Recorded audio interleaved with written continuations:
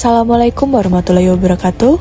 Kami dari Mahasiswa Politeknik Negeri Lampung, jurusan Teknologi Pertanian, Prodi Pengembangan Produk Agroindustri.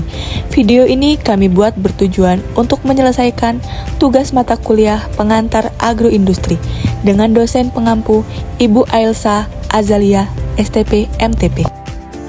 Kami kelompok 5 akan memaparkan materi tentang diagram pohon industri. Sebelum masuk ke dalam materi, saya akan memperkenalkan masing-masing anggota kelompok. Yang pertama, Nofta Wulan Artadiana. Saya sendiri sebagai moderator dengan nomor NPM 25733058.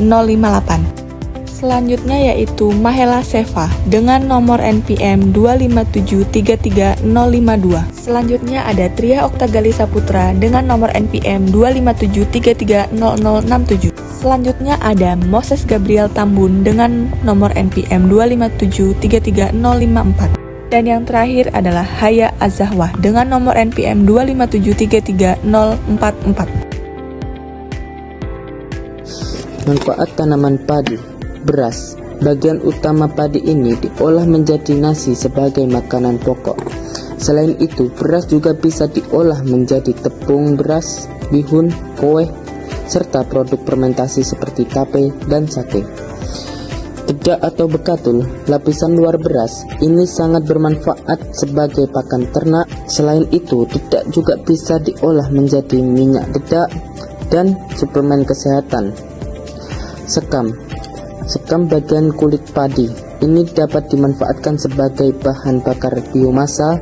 Abunya bisa digunakan sebagai pupuk dan bahan bangunan, serta sebagian media tanam. Jerami, batang dan daun padi yang kering ini bisa digunakan sebagai pakan ternak. Selain itu, jerami juga bisa diolah menjadi pupuk kompos, kerajinan tangan, dan bahan bakar. Produk modern. Padi juga diolah menjadi bioetanol sebagai sumber energi elektrik. Pati beras dimanfaatkan dalam industri makanan, kosmetik, dan fermentasi.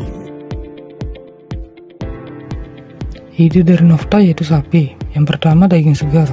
Produk daging yang masih segar dan dapat dikonsumsi langsung seperti sate, sop, steak, rendang, gulai, bakso segar, dan tongseng. Yang kedua, awetan. Produk daging yang telah diawetkan untuk memperpanjang umur simpannya seperti dendeng, abon, kornet, sosis, nugget, bakso, dan burger patty. Yang ketiga, produk ekstrak. Produk yang dihasilkan dari proses ekstraksi daging seperti kaldu, minyak atau lemak hewani, dan tepung daging atau tulang. Yang keempat, industri pangan lain. Industri yang terkait dengan produk daging dan pangan lainnya seperti makanan kaleng, frozen food, susu segar, dan keju. Dan ide dari Moses yaitu kelapa sawit. Yang pertama, minyak makan. Produk minyak makan yang dihasilkan dari kelapa sawit seperti minyak goreng, margarin, dan sorten. Yang kedua, pangan olahan. Produk pangan olahan yang menggunakan kelapa sawit sebagai bahan baku seperti bahan kue, biskuit, coklat, es krim, permen, dan mie instan. Yang ketiga, energi. Produk energi yang dihasilkan dari kelapa sawit seperti biodiesel, biofuel, bioetanol, dan briket. Yang keempat, produk non-pangan. Produk non-pangan yang menggunakan kelapa sawit sebagai bahan baku seperti sabun, deterjen, kosmetik, lilin, pelumas, sampo, dan pasta gigi. Yang kelima, produk sampingan.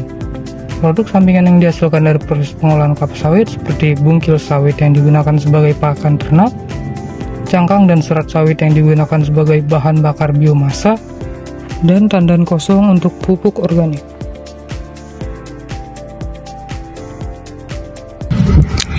Ide yang dipilih oleh kelompok kami yaitu hewan sapi. Latar belakang meliputi sapi adalah salah satu komunitas ternak penting di Indonesia. Bernilai tambah tinggi karena menghasilkan daging, susu, kulit, pupuk, hingga energi.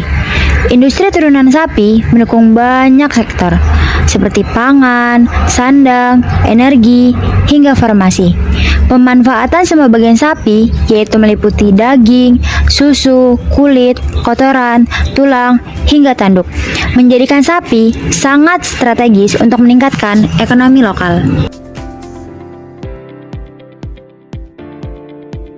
Ini saya akan menjelaskan tentang pohon industri sapi. Diagram ini menggambarkan berbagai produk turunan yang dapat dihasilkan dari satu ekor sapi, dari bagian utama seperti daging, susu, kulit, hingga limbah atau kotorannya. Yang pertama, daging. Daging dapat diolah menjadi kornet, sosis, daging olahan, dan lain-lain. Produk-produk ini memiliki nilai jual yang tinggi dan banyak dikonsumsi masyarakat. Yang kedua yaitu susu. Susu dibagi menjadi dua, yaitu susu segar dapat diolah menjadi keju, dan susu pasteurisasi dapat diolah menjadi yogurt. Yang ketiga, kulit sapi. Kulit sapi dapat diolah menjadi jaket, sepatu, tas, atau dalam industri kulit sangat penting dalam bidang fashion dan kerajinan. Yang keempat yaitu limbah dan kotorannya. Kotoran sapi bisa dimanfaatkan menjadi pupuk kandang dan biogas. Selain itu, produk sampingan dari sapi adalah kerajinan dari tanduk dan tulang. Kerajinan dari tanduk dan tulang yang bernilai seni dan ekonomi. Tulang juga dapat menghasilkan gelatin yang berguna di industri makanan dan farmasi.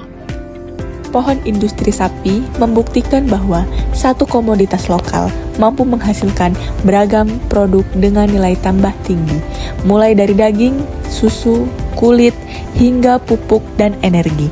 Keberagaman produk tersebut mendukung ketahanan pangan, penyediaan energi alternatif, serta mendukung tumbuhnya industri kreatif.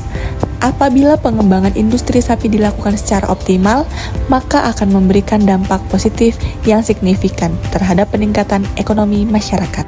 Sekian pemaparan materi tentang pohon industri sapi. Sebagai moderator, saya pamit undur diri. Assalamualaikum warahmatullahi wabarakatuh.